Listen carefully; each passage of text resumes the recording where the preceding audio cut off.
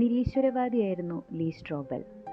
തൻ്റെ ഭാര്യ ഒരു ദിവസം ക്രിസ്ത്യാനിറ്റിയിലേക്ക് കൺവേർട്ടായി എന്നറിഞ്ഞപ്പോൾ യേശു വെറുമൊരു കഥാപാത്രം മാത്രമാണ് എന്ന് തെളിയിച്ചെടുക്കാൻ അയാൾ ഒരു അന്വേഷണത്തിനിറങ്ങി പുറപ്പെട്ടു.